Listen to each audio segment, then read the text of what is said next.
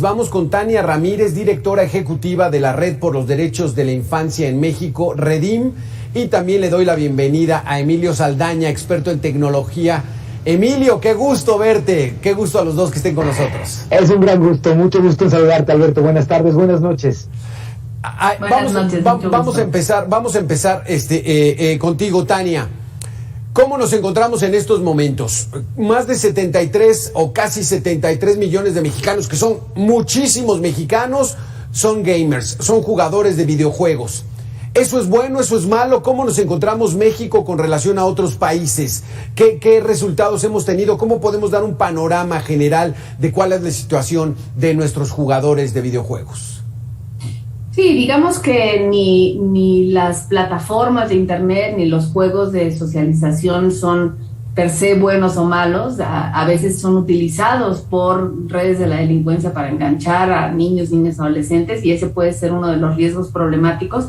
Pero hay que tener en cuenta que la violencia que hay que resolver es la que está allá afuera en las calles, con esas redes criminales que están tendiendo sus redes precisamente hacia niñas y niños. Culpabilizar a las plataformas, culpabilizar a los videojuegos no nos lleva a una solución de raíz ni a lo profundo. Cerrar las laptops, quitar las tabletas, etcétera, no está en la solución de las cosas. Más bien tenemos que acompañar la ciudadanía digital de niñas y niños, porque lo que sí sabemos es que después de el resguardo por la pandemia, este tipo de plataformas han representado espacios de convivencia y de socialización en donde se pueden desarrollar incluso algunas habilidades, algunas relaciones, socialización, como lo decía la psicóloga anteriormente, y tenemos que ser muy cuidadosos de ubicar dónde está lo criminalizable y dónde no. Esto no tiene que tener un juicio a priori inmediato, sino tenemos que hacer análisis un poco más profundos sobre cuáles son las violencias que están detrás de estos juegos y sobre todo presentes en el mundo material.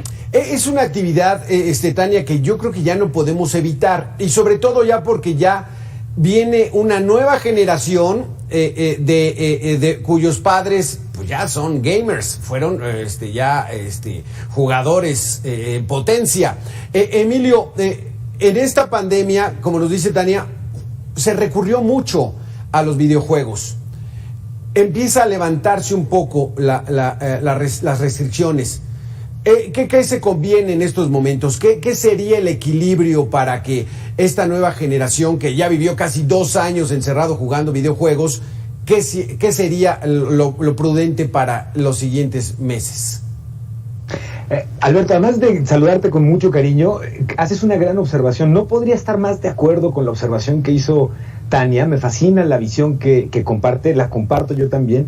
Y en este caso hemos vivido, hay que considerar, Alberto, que estamos saliendo, o por comenzar a salir, como muy bien señalas, de un proceso de digitalización obligado y acelerado, y que implicó en muchos casos cambios fundamentales en el acercamiento que hacemos con nuestras hijas e hijos con respecto a la tecnología. Es decir, las plataformas que antes de la pandemia se habían convertido en una de las grandes amenazas, los chats, las plataformas de videoconferencia, para que los niños no tuvieran acercamiento para protegerlos y cuidarlos, se convirtieron de un momento a otro en el único espacio a través del cual podían ir a clases, convivir con su familia extendida. Y esto ha representado incluso hoy el reto de, por ejemplo, pueden acosar a tus hijos, o tus hijos pueden acosar, por supuesto, pueden tener acceso a contenidos que no serían deseables por la edad o por el contexto, pero hoy incluso volarse una clase. Sin embargo, hoy todo esto sucede en una pestaña adicional de tu navegador, con lo que hace el seguimiento y el monitoreo muy complejo para padres y madres de familia, y para las escuelas y maestras y maestros lo hace también muy complicado. Yo creo que se va a quedar parte del desarrollo de habilidades que hemos ido acompañando para utilizar tecnologías para la información, y el uso de videojuegos, que se ha extendido y ha crecido evidentemente en toda esta época, creo que sea una de las actividades que van a prevalecer una vez que estemos ya regresando, digamos, más formalmente a las calles y a las escuelas. Y ahí la importancia de que padres y madres no satanicen el uso de los videojuegos, sino busquemos estar cerca y resaltar lo positivo que pueden permitir. Exactamente. Tania, viene ya las fechas decembrinas, Santa Claus, Reyes Magos, los niños piden videojuegos. ¿Es recomendable que pidan estos regalos, que les lleguen a ellos ¿Desde qué edades? ¿Cómo podemos ir dando esa información a los padres de familia? Déjame sumarle a esta petición a Santa Claus y los Reyes Magos una solicitud que creo que tendrían que hacer las familias y que son las guías y pautas de acompañamiento que las familias debemos de tener para acompañar esta ciudadanía digital en la que ya están creciendo las nuevas generaciones. Si queremos regalar un videojuego, si queremos regalar alguna de estos accesos a plataformas, regalémonos al interior de los hogares y de las familias las guías de acompañamiento. Hay una gratuita que nosotros desarrollamos junto con Instagram, cuando en Redim descubrimos que Instagram era una de las plataformas en donde más se de adolescentes, y este tipo de herramientas van a ser clave para poder darle un adecuado seguimiento a esta ciudadanía digital. Adelante con que se usen, hay que cuidar por supuesto las edades, hay que cuidar también que no sean extremadamente violentos los juegos, eso es cierto, hay muchas opciones. Hoy estamos perdiéndole en esta era digital, ya perdimos a Tania, pero entonces vamos contigo, Emilio Saldaña. Entonces viene eso es muy importante lo que está manejando Tania. Esas guías de acompañamiento, si los padres van a aceptar esos regalos de Santa Claus y los Reyes que sean videojuegos, que aprovechen para convivir con sus hijos, jugar con ellos, saber y divertirse, y entonces empezar a guiarlos y a advertirles que pues, no todo es bueno y que hay algunos vivales por ahí en las redes que podrían hacerles daño. Yo creo que no podrías haberlo dicho de mejor forma, señor. La importancia de varias cosas. La primera, no confiarnos como papás en el que usualmente decimos, es que como ya traen otro chip, pues yo mejor ni me meto. Al contrario, lo dices muy bien, hay que acompañarlos y desarrollar juntos habilidades digitales por un lado. Por el otro, darles y transmitirles la confianza a nuestros hijos, uno, de que conectarse e interactuar con otras personas en un entorno de videojuegos puede ser divertido, puede ser entretenido, la importancia de respetar a la gente en línea cuando estamos conectados, la importancia, señor, de enseñarlos a ganar y perder. Me parece que los videojuegos representan una magnífica oportunidad para poder ensayar qué significa ganar y qué significa perder. Y finalmente, lo estaba comentando Tania y lo resalto también, lo subrayo de manera muy importante, seguir y adecuarnos a las categorías de edad de los videojuegos, porque va a ser muy complicado que le acerquemos contenidos de acuerdo al contexto de la edad de nuestros hijos y no nos preocupemos por la influencia que puedan tener dichos contenidos si no nos cercioramos como primera medida de que el juego es adecuado a la edad de nuestros hijos, y a partir de ahí tenemos incluso la certeza como padres de familia que vamos a poder acompañar el desarrollo de estas habilidades. Y finalmente, señor, entender los nuevos hábitos, y me refiero con un tip que creo que puede resultarle de mucha utilidad a padres y madres de familia. Si acordamos que utilicen los videojuegos 1 hora y decimos a las 8 de la noche terminamos los videojuegos, consideren que a diferencia de la televisión, que podemos apagar a las 8 en punto porque ese fue el horario que acordamos, si le apagamos a nuestros hijos en el horario en punto el videojuego, corremos el riesgo de echarles a perder la última hora invertida en tratar de ganarse la espada, la esmeralda o un nuevo nivel. Y si les avisamos, oye, te quedan 10 minutos, salva o haz lo que necesites para poder terminar el videojuego, les aseguro que van a encontrar una respuesta mucho más positiva en la reacción que van a tener ellos. Es algo que me sorprendió mucho el cambio que tuvo en la reacción de mis hijos en particular. Sí, exactamente, fíjate, exactamente. Y entonces, Emilio, es ese punto de que los videojuegos, guardadas las proporciones, son como cuando llegó la televisión. Cuando llegó la televisión, la sociedad decía, no hombre, este niño se la pasa viendo la televisión, pasan caricaturas todo el día, no lee, no convive. Entonces, es ese devenir de la historia donde ahora son los videojuegos. No hay que satanizarlos, son parte ya de una nueva actividad de entretenimiento de los niños. Hay que aprovechar con eso. Y además, quería yo preguntarte, hay videojuegos para todas las edades, ¿no?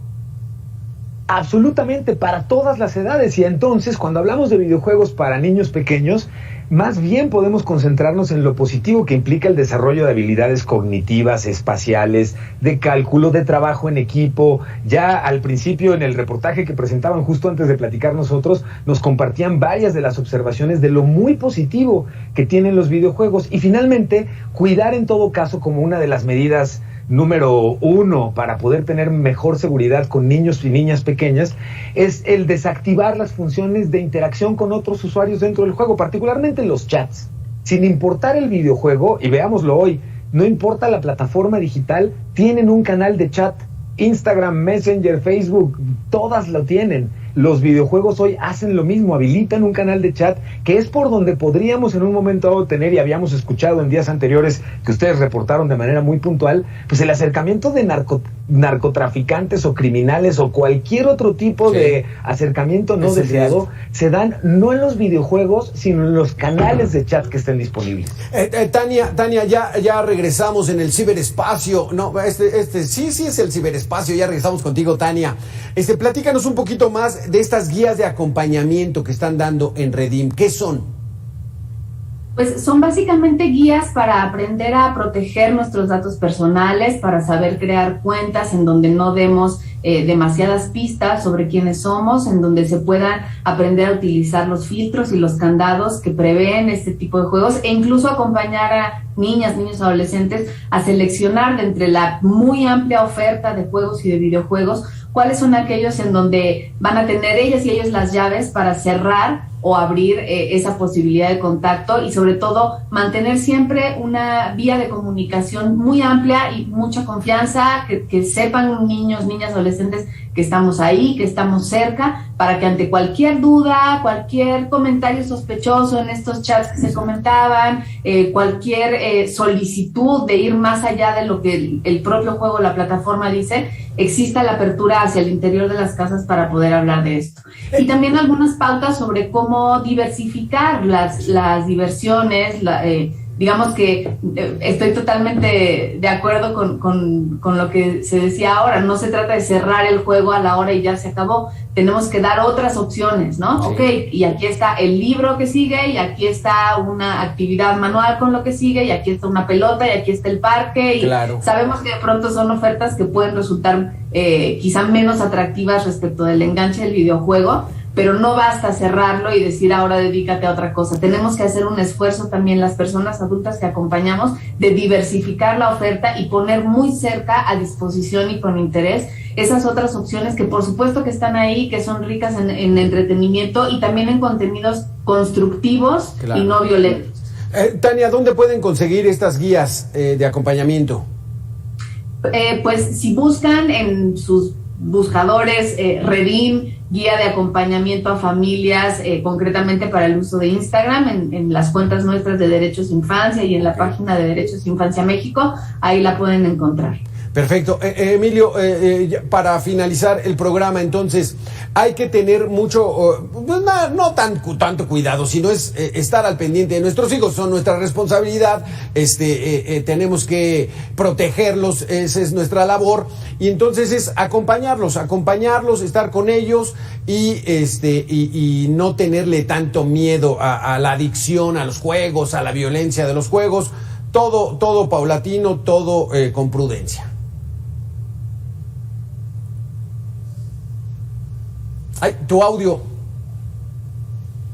tu micrófono. Yo me iría, gracias por la invitación, Alberto, y gracias. Y yo me iría, además de lo que acabas de decir, por hacer énfasis en la invitación a padres y madres de familia, que el aspecto cognitivo y el aspecto pedagógico y el aspecto de entretenimiento que los videojuegos le pueden proporcionar a nuestras hijas e hijos, bien manejado, como tú acabas de señalar y como Tania atinadamente nos acompañó, definitivamente tiene mucho más de positivo que lo negativo, claro, que hemos estado escuchando en distintos medios. ¿Desde cuándo empezaste a jugar, Emilio?